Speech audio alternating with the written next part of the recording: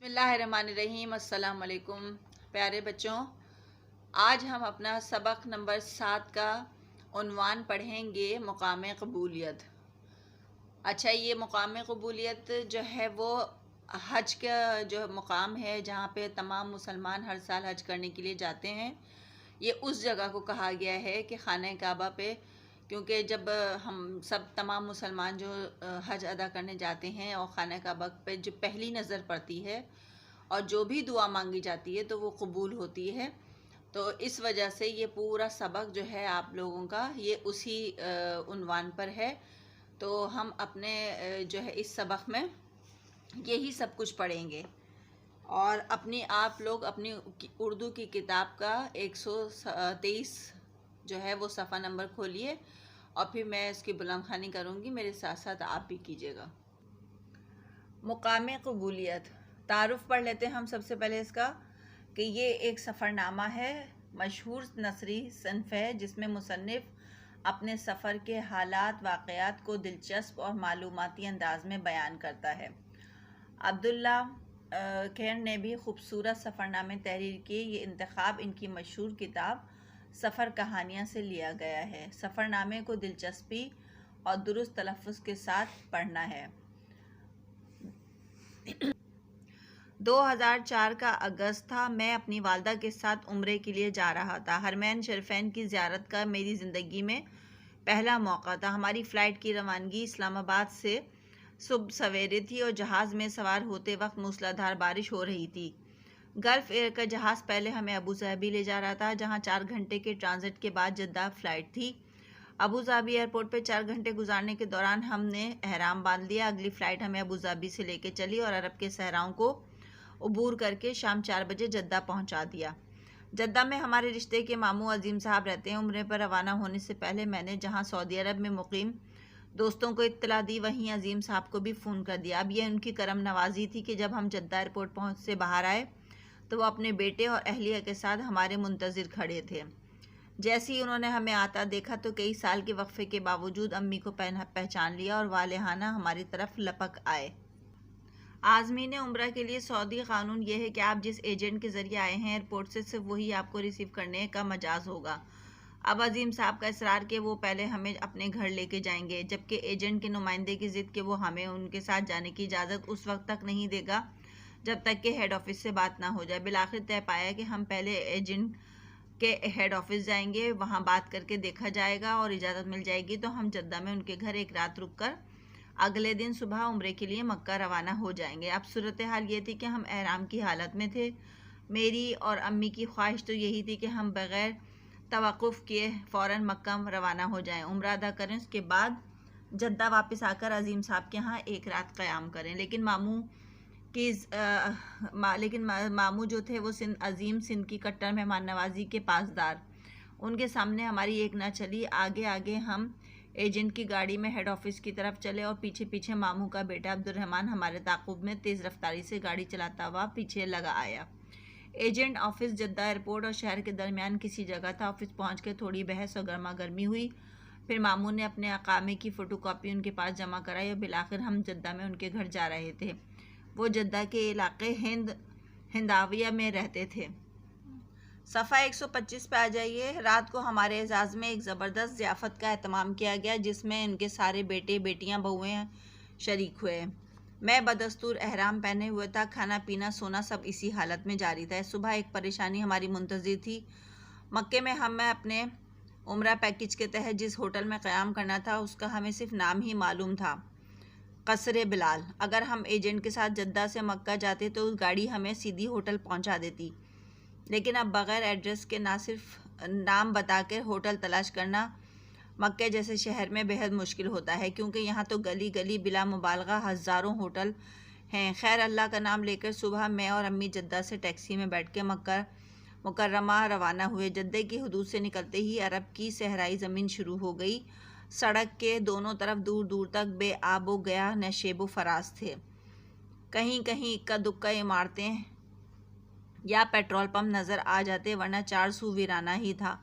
तकरीबन 1.5 घंटे तक 120 किलोमीटर की रफ्तार से चलने के बाद मक्का मुकर्रमा के मुज़ाफ़ात शुरू हो गए। एक चौरंगी से घूमकर, जिस पर आबे ज़मज़म की बड़ी बड़ी सुराहियाँ बनी हुई थीं, हम तरीक़ इब्राहिम खलीलुल्लाह पर आ गए। चंद मिनट और चले होंगे, एक पुल आया। पुल के बाद जैसे ही टैक्सी उतरने को हुई, मेरा दिल उछलकर आंखों में धड़कने लगा। सामने बैतुल्लाह के मीनार नज़र आ रहे थे। मेरा लब्बैक अल्लाहुम्मा लब्बैक का विर्द तेज़ तर हो गया। मैंने अम्मी को भी इशारा करके मीनार दिखाया। वो भी एकदम चौंक पड़ी और उनके आंसू बहना शुरू हो गए। टैक्सी बाबे फहाद के करीब, हम टैक्सी से उतरे और लरसते कदमों से बैतुल्लाह की तरफ चल दिए। अगले चंद घंटे किस अंदाज में गुजरे बयान नहीं किया जा सकता। कब खाने काबा पर पहली नज़र पड़ी, कब तवाफ़ के साथ चक्कर मुकम्मल हुए, कितनी देर में सही हुई, और अम्मी ने दिल की मरीज़ा होने के बावजूद सारे मनासिक अपने पैरों पर चल कर किए। अलबत्ता जैसे ही मनासिक के उम्रा मुकम्मल हुए तो खाना काबा के सामने खड़े होकर ये तसव्वुर जहन में रखते हुए कि यहाँ हर दुआ कबूल होती है, दीगर दुआओं के साथ साथ ये दुआ भी कर डाली कि या अल्लाह हमें अपने होटल कसरे बिलाल आसानी से तलाश करवा दे, वरना हमें अच्छे खासे इजाफी रियाल खर्च करके दूसरा होटल लेना पड़ेगा। हरम से बाहर निकलकर मैंने सर के बाल साफ़ कराए, नहाने के लिए हरम के गुस्ल खानों का रुख किया, अम्मी को बाहर मखसूस जगह पर इंतज़ार करने को कहा और थोड़ी देर बाद एहराम उतार कर सफ़ेद शलवार कमीज़ पहन के बाहर आ गया। अब दोपहर ढल रही थी, शदीद भूख लग रही थी। हम सही वाले दरवाजे के सामने से बाज़ार की तरफ चल दिए। जैसे ही हम हरम से बाहर निकले, अचानक सामने से एक लंबे कद का वजी नौजवान यानी कि खूबसूरत नौजवान, सफ़ेद अरबी लिबास ज़ेबतन किए, हाथ में ताज़ा खजूरों का खोशा लटकाए सामने आ गया।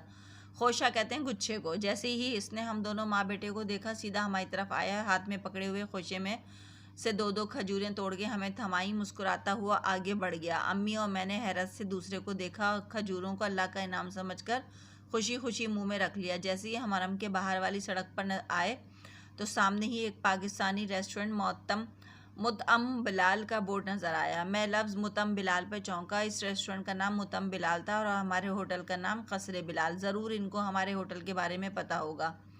मैंने दिल में सोचा। अम्मी को लेकर रेस्टोरेंट में दाखिल हो गया। फैमिली रूम ऊपर था। अम्मी और मैं सीढ़ियाँ चढ़ के दाखिल हुए तो हॉल खाली था। हम एक तरफ मुनासिब जगह देखकर बैठ गए। हमें बैठे कुछ देर हुई होगी कि एक अरब फैमिली दाखिल हुई। मियाँ बीवी 3 बच्चे, वो भी एक तरफ बैठ गए और बातें करते हुए बार बार कनखियों से हमें देखने लगे। जैसे ही वेटर आया, वो हमारी तरफ आने के बजाय उनसे ऑर्डर लेने चले गया। खैर मुझे अच्छा नहीं लगा क्योंकि हम पहले बैठे थे, हमसे पूछना चाहिए था।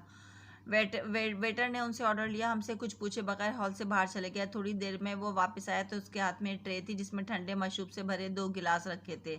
वो ये दोनों गिलास लेकर सीधा हमारी तरफ आया और ट्रे हमारे सामने रख के कहने लगा, जी सर, क्या खाएंगे?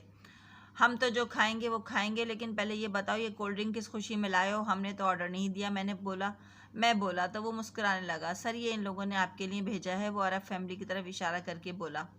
मैंने चौंक कर उधर देखा। पूरी फैमिली हमारी तरफ देख रही थी। मेरी आंखें उनके सरबराह से मिल रही तो वो मुस्कुराने लगा। मैंने शुक्रिया का हाथ हिलाया तो इन सब के चेहरे पे पुरमुसर्रत हो गए। हम पाकिस्तान में ये किस्से सुनकर आए थे कि अरब लोग हज्जाज और आज़मीन उम्रा के साथ अच्छा सलूक नहीं करते, लेकिन अब तक तो मामला बिल्कुल बरक्स साबित हुआ था।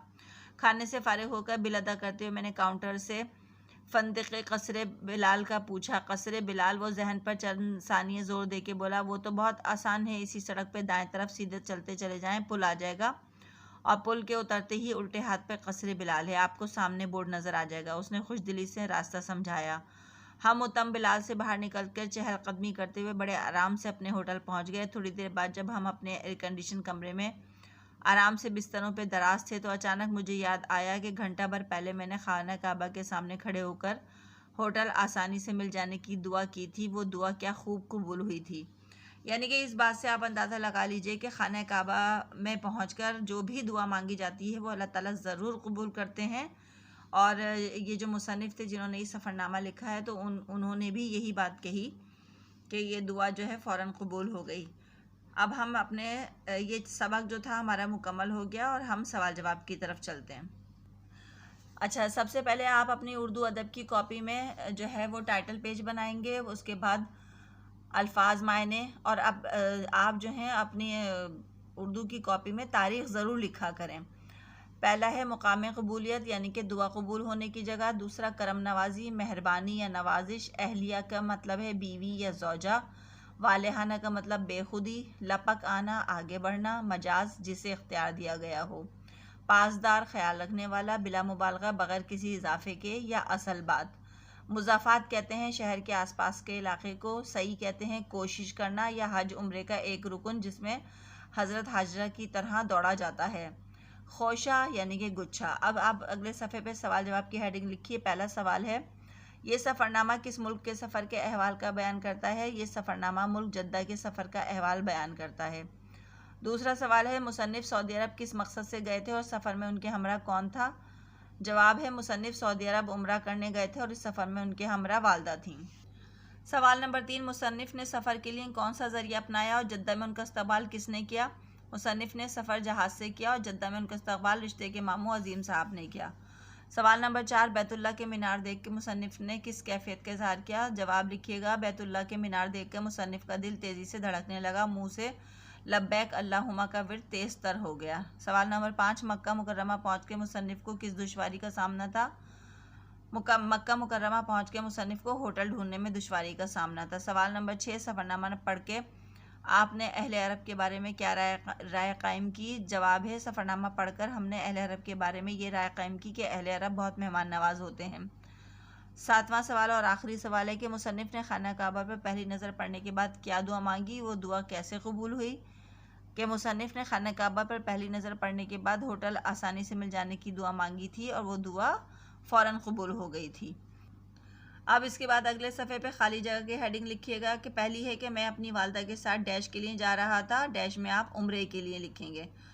दूसरी है, हम जद्दा डैश से बाहर आए, हम जद्दा एयरपोर्ट से बाहर आए। तीसरी है, डैश में हमारे रिश्ते के मामू रहते थे, जद्दा में हमारे रिश्ते के मामू रहते थे। नंबर 4 पे है, डैश एयरपोर्ट पर 4 घंटे गुजरने के दौरान हमने डैश बांध लिया। पहले डैश में अबू ज़ाबी आएगा, दूसरे डैश में एहराम आएगा। उसके बाद 5वीं खाली जगह है, डैश में सवार होते हुए डैश बारिश हो रही थी। पहले में आएगा जहाज़ और दूसरे में आएगा मूसलाधार और आखिरी में आएगा कि डैश की ज़ियारत का मेरी ज़िंदगी में पहला मौका था, हरमैन शरीफैन का। उसके बाद अगले जुमले पे जुमले बनाइए, लिखेंगे आप। पहला है मूसलाधार बारिश, दूसरा वालेहाना, तीसरा इसरार, चौथा मेहमान नवाजी और 5वां कबूलियत। आप लोग इसी तरह बिल्कुल सही तरीके से और बहुत ज़्यादा खुशखती में साफ़ सुथरा काम किया करें और कॉपी में भी प्रॉपर काम करके भेजिएगा। इंशाल्लाह अगले सबक के साथ हम मिलेंगे। अल्लाह हाफ़िज़।